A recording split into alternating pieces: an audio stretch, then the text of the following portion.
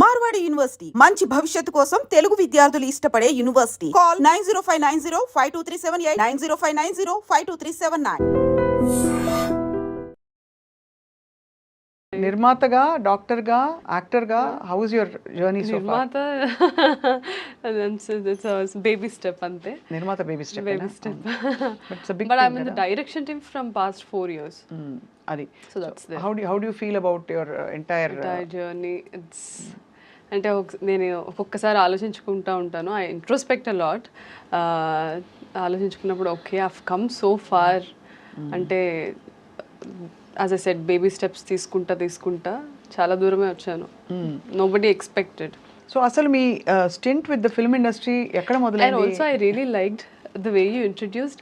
ఒక సీరియస్ వృత్తి వదిలేసి ఇంకో సీరియస్ ప్రొఫెషన్ ఉందని తెలుసుకొని I really like how you're telling there's also a serious profession. Thank you so much, because nobody believes that.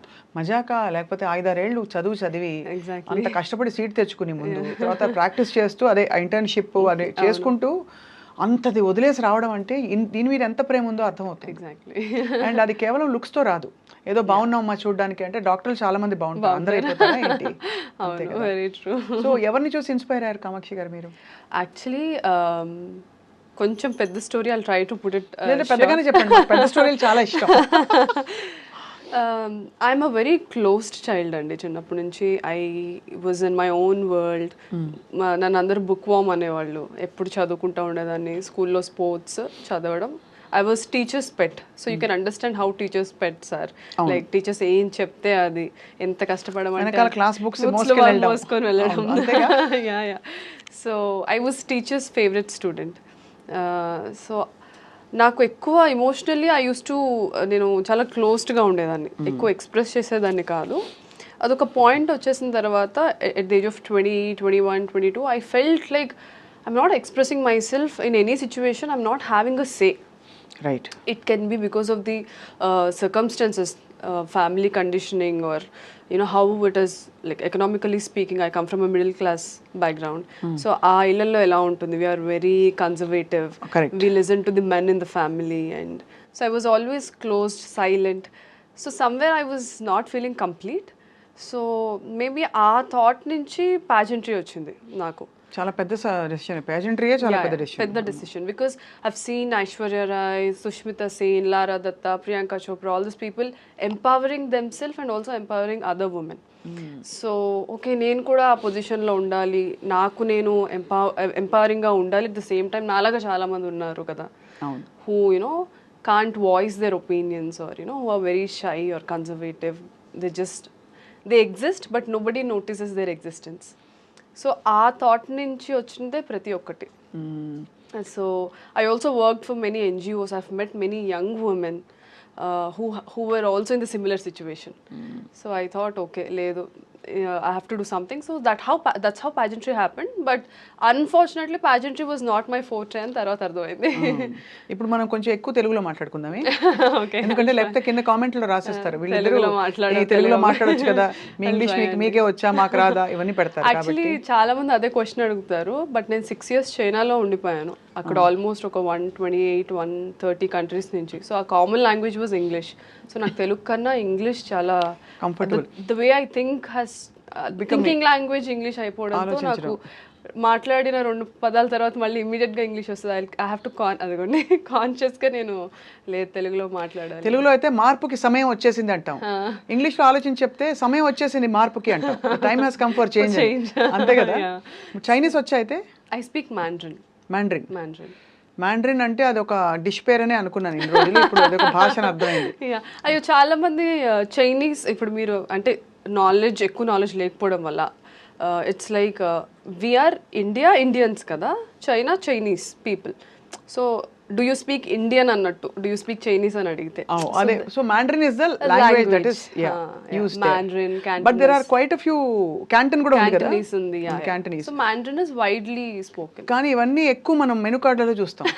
Cantonese chop suey, Mandarin vegetable అలాంటివి. కానీ frankly చైనాలో జీవితం అంటే were you vegetarian by upbringing or you used to eat అన్ని తినాలన్నమాట? చైనాలో విచిత్ర వంటకాలు తింటారంటారు, మీరు తిన్నారా? ఐ ట్రైడ్ అండి. అవునా? I had my fair share. కొన్ని ట్రై చేశాను. ఒక 2-3 ఫేర్ షేర్ వద్దులేండి. పేర్లు చెప్తారా? I've tried those cockroaches. ఏమిటి Yeah. ట్రైడ్ అంటే మేము ఫ్లిట్ కొట్టాం, అలా ట్రై చేస్తాం మేము. Yeah. నిజమా? Yeah, I've tried. ఎలా I've ఉంటుందండి tried కామాక్షి గారు ఆ Scorpio. feeling? స్కార్పియన్సా? Yeah. తేలు. See? Yeah. Yeah. మేము కూడా తేలు వాడతాం, కానీ అది రిఫైన్డ్ తేల్, Refined tail. కోల్డ్ ప్రెస్ తేల్ అంతే. Nice, that's a good one. బాబోయ్, అసలు ఎంత సాహసం. Yeah. అంటే అక్కడ వాతావరణంలో అలా అలవాటు అయిపోయిందా? అలా ఏం లేదు, ఇట్ వాస్ జస్ట్ ట్రై చేద్దాము అసలు ఎలా ఉంటుందని ఒక క్యూరియాసిటీ అంతే. యాక్చువల్ చాలా మందికి అర్థం కాని విషయం ఏంటంటే, if you go back to China history, వాళ్ళు ఒక 200 years ఫమైన్లో ఉన్నారు. వాళ్ళకి డ్రౌట్స్ వల్ల, ఫమైన్ వల్ల వాళ్ళకి వెజిటబుల్స్ మనలాగా గ్రీనరీ ఉండేది కాదు ఎక్కువ. So they use to rely on wild animals for food. ఏంటి, మన బొద్దింకలు, యా, మరియు మన కప్పలు, కప్పలు, యా, మరియు మన తేళ్లు, మరియు మన పాములు, ఇంకా చాలా, యా, అలాంటివి. కానీ చాలా సాహసం కామాక్షి, బికాజ్ ఇంట్లో ఐఎమ్ ష్యూర్ తెలుగు వంటలు ఇవే అలవాటే ఉంటుంది చిన్నప్పటి నుంచి. ఎంత ట్రై చేయాలన్నా సడన్ గా వెళ్ళి ఒక ఈట్ కాక్రోచ్ 65 అంటే ఒకలాగా ఉంటుంది కదా.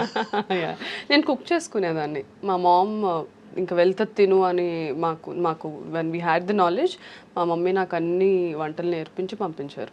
ఓహో, I cook really well. So చైనాలో అసలు ఏం చేశారు మీరు, ఏం చేసేవారు? సో చైనా వెళ్ళింది ఎంబీబీఎస్ చేయడానికే.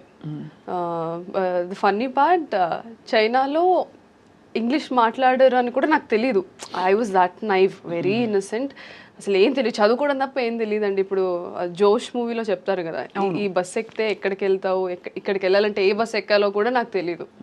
నేను అంత ఇంటి నుంచి కాలేజ్ బస్ ఎక్కి ఇంట్లో దిగి, ఇంటి నుంచి మళ్ళీ కాలేజ్ బస్ ఎక్కి కాలేజ్కి, I was that kind of a girl. So I was so naive వెళ్ళినప్పుడు. But slowly then I realised, okay ఇక్కడ ఇంగ్లీష్ కూడా మాట్లాడరు అన్నమాట. I have to learn Mandarin. మాకు ఫస్ట్ ఇయర్ నుంచి మ్యాండ్రిన్ మనకి లాంగ్వేజ్ ఉండేది, along with the medical subjects.